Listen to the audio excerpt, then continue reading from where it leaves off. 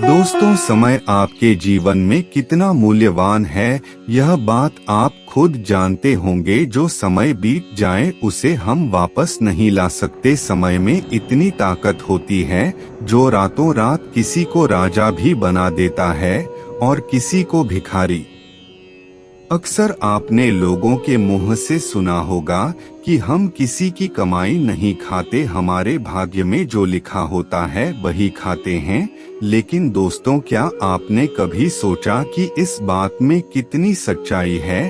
क्या सच में कोई किसी के भाग्य का नहीं खाता? तो चलिए दोस्तों, 5 मिनट का समय निकालकर आज इस छोटी सी कहानी के माध्यम से जानने का प्रयास करेंगे। नमस्कार दोस्तों, मेहदी मोमेंट चैनल में आप सभी का दिल से स्वागत है। अगर आप मेरे चैनल पर नए हैं तो चैनल को सब्सक्राइब कर लीजिए, क्योंकि आज की यह कहानी हम सभी के लिए बहुत ज्ञानवर्धक होने वाली है। एक जंगल में एक विशाल बरगद का पेड़ था। उस पेड़ पर एक बाज पक्षी रहता था। उस बरगद से थोड़ी ही दूर पर एक बिल था जिसमें एक सांप रहता था। एक दिन जैसे ही सांप बिल से बाहर निकलने लगा, बाज पक्षी उस पर नजर बनाए हुए था। सांप ने जैसे ही सिर बाहर निकाला, बाज उस पर झपट पड़ा, लेकिन सांप अपने बिल में वापस चला गया। कुछ देर बाद सांप ने फिर बाहर देखा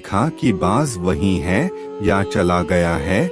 जैसे ही सांप बिल से बाहर निकलने की कोशिश करता, बाज उस पर हमला करने की कोशिश करता और उसे पकड़ने का प्रयास करता। बाज मन ही मन सोचता, जब भी यह बाहर निकले इसे मैं अपना शिकार बना लूंगा। इस डर से सांप बिल में ही छिपा रहता। काफी समय बीत जाने पर सांप सोचने लगा, यदि राजा अर्जुन जैसे कोई साहसी व्यक्ति यहाँ आ जाए जो दूसरों के कष्टों को दूर कर सके, तो शायद वही मुझे इस बात से बचा सकते हैं।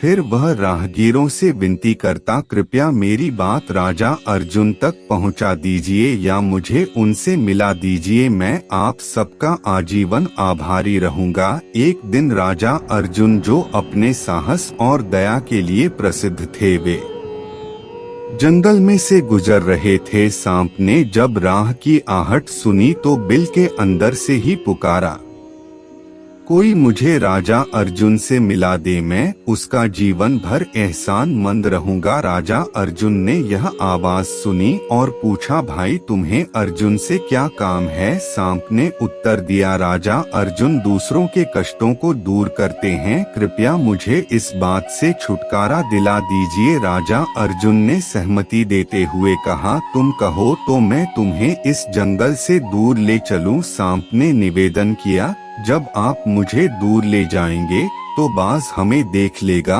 और फिर से मेरा पीछा करेगा। आप मुझे अपने पेट में थोड़ी देर के लिए स्थान दे दें ताकि बाज को पता ना चले और मैं सुरक्षित दूरी पर पहुंच जाऊं। राजा अर्जुन ने सांप को सहमति दी और अपना मुंह खोला। सांप उनके पेट में सुरक्षित प्रवेश कर गया। राजा अर्जुन ने कुछ दूरी तय की और सुनसान स्थान पर पहुंचकर कहा, अब बाहर आ जाओ, यहाँ कोई खतरा नहीं है। लेकिन सांप ने उत्तर दिया, महाराज अब मैं बाहर नहीं निकलूंगा, मुझे आपके पेट में जो सुख मिला है वह मेरे बिल में नहीं था। अर्जुन ने समझाया, तुमने वादा किया था कि मैं तुम्हें सुनसान स्थान पर छोड़ दूंगा, अब बाहर आओ। लेकिन सांप ने जिद पकड़ी और राज अर्जुन के पेट में बैठा रहा। राजा अर्जुन सोचने लगे, यह तो बड़ा ही धोखेबाज निकला, अब मुझे इसे अपने शरीर से निकालने का उपाय ढूंढना होगा। सांप के विष से राजा अर्जुन के शरीर पर फोड़े फूसी निकल आए और उनकी हालत कोड़ियों जैसी हो गई। इस स्थिति में राजा अर्जुन ने नगर लौटना असंभव समझा और वन में एक झोपड़ी बनाकर रहने लगे। उनके शरीर से सांप के विष की बदबू आने लगी और सांप उनके पेट में कुंडली मारकर बैठा रहा। राजा अर्जुन उसमें कोड़ी की हालत में पड़े हुए थे।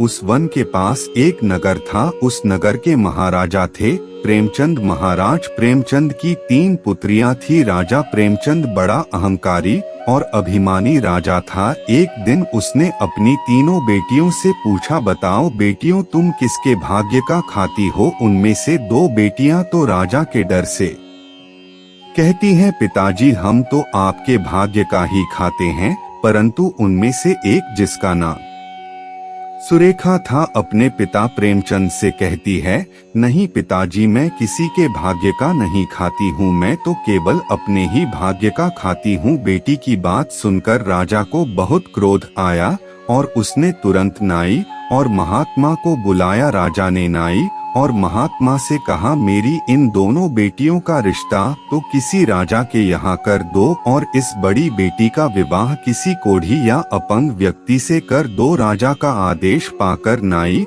और महात्मा उन तीनों बहनों का रिश्ता करने के लिए निकल पड़ते। उन्होंने राजा की दोनों छोटी बेटियों का विवाह राजवंशों में कर दिया, परंतु बड़ी बेटी सुरेखा के लिए वर ढूंढते हुए उसी वन से जा रहे थे जहां राजा अर्जुन अपनी झोपड़ी में कोढ़ी की हालत में पड़े हुए थे। राजा अर्जुन को देखकर नाई और महात्मा आपस में कहते हैं, इससे अच्छा वर हमें नहीं मिलेगा, इसलिए इसी के साथ राजा की बेटी का विवाह कर देते हैं। फिर नाई और महात्मा ने राजा प्रेमचंद की बेटी सुरेखा का विवाह राजा अर्जुन के साथ तय कर दिया। राजा प्रेमचंद ने सुरेखा को उस वन में ले जाकर कोढ़ी राजा अर्जुन के साथ विवाह संपन्न कर दिया। सुरेखा अपने पति राजा अर्जुन की सेवा करने लगी, जबकि उसकी दोनों छोटी बहनें राजमहलों में आराम से रह रही थी। सुरेखा ने राजा अर्जुन के साथ दुखों का जीवन जीते हुए भी अपना कर्तव्य निभाया। कहते हैं कि जो अपने धर्म और नियमों का पालन करता है, ईश्वर उसे अवश्य आनंद प्रदान करता है। झोपड़ी में रहते रहते सुरेखा को राजा अर्जुन के साथ बहुत दिन बीत गए। झोपड़ी के पास एक पीपल का वृक्ष था और उसके नीचे एक और सांप का बिल था। एक रात राजा अर्जुन सो रहे थे और सुरेखा उनकी सेवा कर रही थी। तभी उस बिल से एक सांप बाहर निकला और राजा अर्जुन के पेट में बसे सांप से कहने लगा, अरे दुष्ट, तूने तो अर्जुन से वादा किया था कि मैं वन में जाकर उनके पेट से बाहर निकल जाऊंगा, लेकिन तूने उनके पेट में जाकर उन्हें कोढ़ी बना दिया। यदि कोई सुन रहा हो तो मैं इसका मृत्यु का उपाय बताता हूँ। यदि कोई गंगाजल लाकर इस राजा को पिला दे तो यह सांप 100 टुकड़ों में बनकर बाहर निकल जाएगा। राजा के पेट में बैठा सांप दूसरे सांप से कहता है, तू धन पर कुंडली मारकर बैठा है, अगर यह धन लोगों के लिए इस्तेमाल होता तो अनेक लोगों का भला होता। यदि कोई सुन रहा हो तो एक पीपा तेल गर्म करके तेरे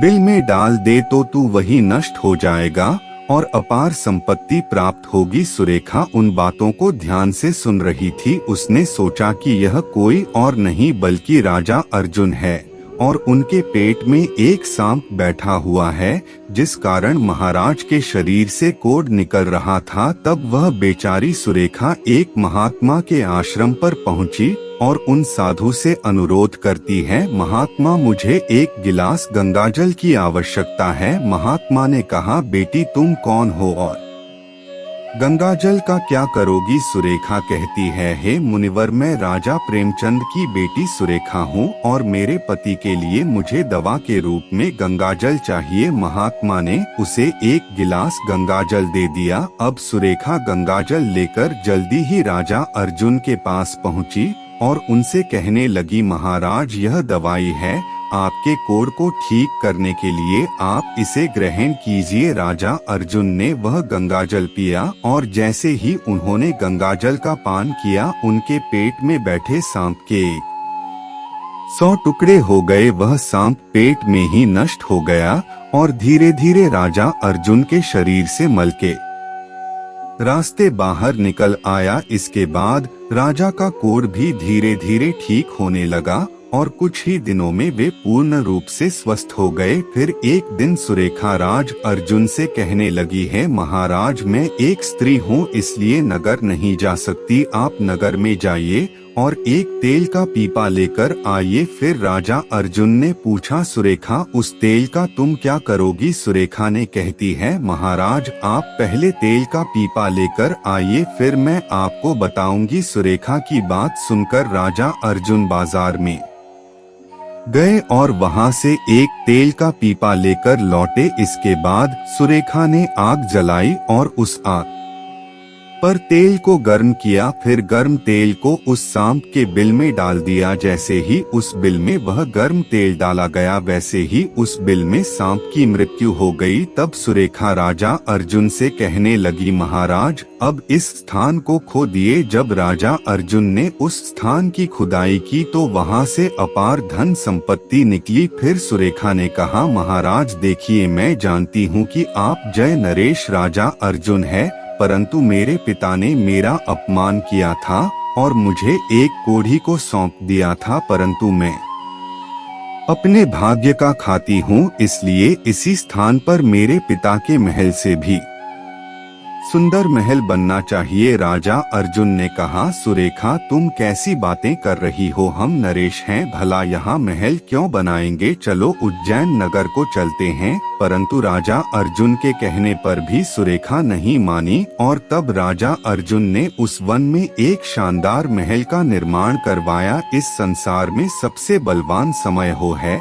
और कोई बलवान नहीं होता। जिसका समय अच्छा होता है वह आगे बढ़ता रहता है और जिसका समय विपरीत होता है वह पतन की ओर अग्रसर हो जाता है। फिर राजा प्रेमचंद पर एक दूसरे राजा ने आक्रमण कर दिया और इस युद्ध में राजा प्रेमचंद पराजित हो गए। अपने परिवार सहित प्राण बचाने के लिए वे उसी वन में शरण लेने पहुंच गए। वन में राजा भूख और प्यास से पीड़ित फटे हुए वस्त्रों में भटक रहे थे। प्यास के कारण उनके गले में सूखापन आ गया था। घूमते घूमते जब राजा प्रेमचंद सुरेखा और राजा अर्जुन के महल के पास से गुजर रहे थे तो सुरेखा ने अपने पिता को पहचान लिया। सुरेखा ने अपने एक सेवक को भेजकर फटे हुए वस्त्रों में और थके प्यासे हालत में प्रेमचंद को बुलवाया। राजा प्रेमचंद ने सोचा कि यह कौन है जो हमें बुला रही है। जब वे उस लड़की के पास पहुँचे तो उन्होंने उसे पहचान लिया। सुरेखा ने कहा, पिताजी मैं वही सुरेखा हूँ, मैं आपको यह कहती थी कि मैं अपने भाग्य का खाती हूँ। देखिए मेरे भाग्य में तो एक सम्राट लिखा था। मैं उज्जैन नरेश राजा अर्जुन की पत्नी हूँ। राजा प्रेमचंद को अपनी गलती का एहसास हुआ और उन्होंने अपनी बेटी से अपने किए के लिए क्षमा मांगी। दोस्तों इस संसार में सबसे बलवान समय होता है और हर व्यक्ति अपने ही भाग्य का खाता है। अक्सर लोग सोचते हैं कि दूसरा व्यक्ति उनके भाग्य का खा रहा है, लेकिन किसी को खिला रहे हैं। ऐसा नहीं है, हर इंसान अपने भाग्य का ही खाता है। हर दाने दाने पर है जो अपने वचन वाले का नाम लिखा होता है, उसका अंत वही होता है। जो राजा अर्जुन के पेट में बैठे सांप का हुआ था उसका विनाश निश्चित है। इस प्रकार से राजा अर्जुन और उनकी पत्नी सुरेखा ने अपने पिता राजा प्रेमचंद का बड़े आदर के साथ स्वागत किया। राजा अर्जुन प्रेमचंद को अपने साथ उज्जैन लेकर गए और वहां उन्होंने अपनी सेना को प्रेमचंद के साथ भेजा। प्रेमचंद ने उस राजा से अपना राज्य पुनः प्राप्त कर लिया जिसने उन्हें पराजित किया था। जिसकी किस्मत और कर्म अच्छे होते हैं उसे ईश्वर कहीं ना कहीं से सहायता पहुंचाते हैं। जिस प्रकार से राजा अर्जुन के कर्म अच्छे थे तो उसे सुलेखा जैसी पत्नी मिली। हम अपने परिवार का पालन करने में हिचकिचा सकते हैं, लेकिन परमेश्वर पूरे संसार का और हर जीव जंतु सभी प्राणियों का ध्यान रखते हैं। दोस्तों इस कहानी से शिक्षा मिलती है कि जैसे हर व्यक्ति अपने कर्म और भाग्य का फल भोगता है, ठीक उसी प्रकार वह अपने ही भाग्य का खाता है। सभी मनुष्यों को सच्चे प्रयास और अच्छे कर्मों का परिणाम अवश्य मिलता है। परमेश्वर सबका पालन करते हैं और फिर सबके भाग्य का निर्धारण करते हैं। हमें बस अपने कर्म अच्छे करने चाहिए, क्योंकि समय सबका बदलता है और एक ना एक दिन वह समय जरूर आता है। इसलिए कोशिश करें कि आप ज्यादा से ज्यादा अच्छे कर्म करें।